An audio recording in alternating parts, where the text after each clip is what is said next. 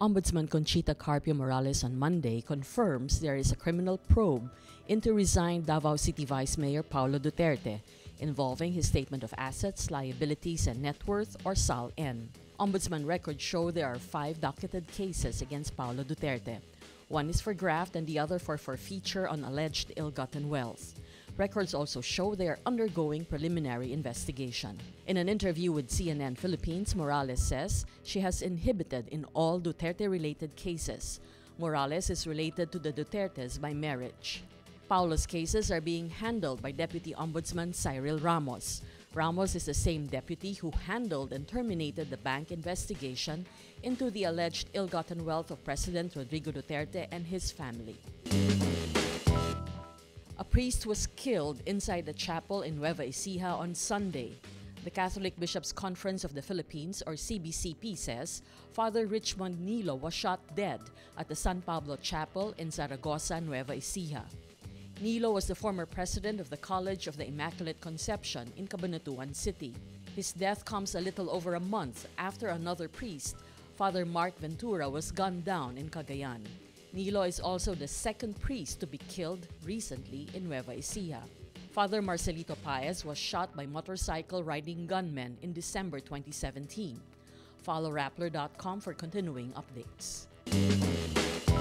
Former Finance Undersecretary Sonny Sevilla slams his former agency for posting a tone-deaf and misleading graph showing inflation in the Philippines over the last 30 years. The Department of Finance, or DOF's Facebook post states inflation in the country stood at 6.3% on average over the past 3 decades and 4.1% year-to-date.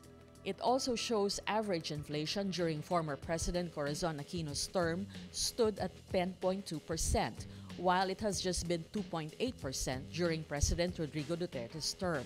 The DOF explains in the comment section the graph was intended to show the government is supposedly, quote, doing quite well in making our inflation low and stable.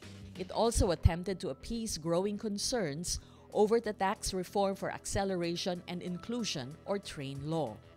Sevilla says the DOF was wrong to directly link presidential terms to inflation. He also questions the agency's move to compare Duterte's term to the average inflation of the full terms of past presidents. Sevilla says, quote, these are such obvious indicators of economic illiteracy and political sycophancy that they shouldn't be taken seriously.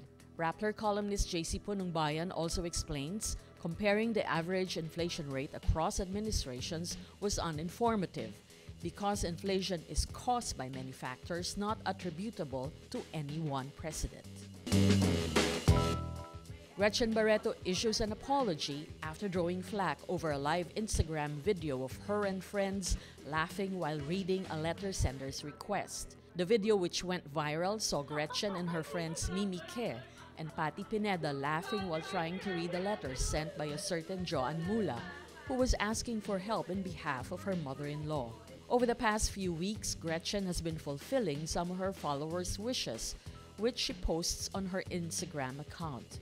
Gretchen, Mimi, and Patty went live on Instagram, saying they take full responsibility for their actions. Gretchen admits it was very rude and unladylike of her to be laughing at that time. She says she has gotten in touch with Joanne and apologized for her behavior. The actress also says her daughter Dominique reminded her to behave like her age and grow up. Gretchen says she will continue to do charitable work.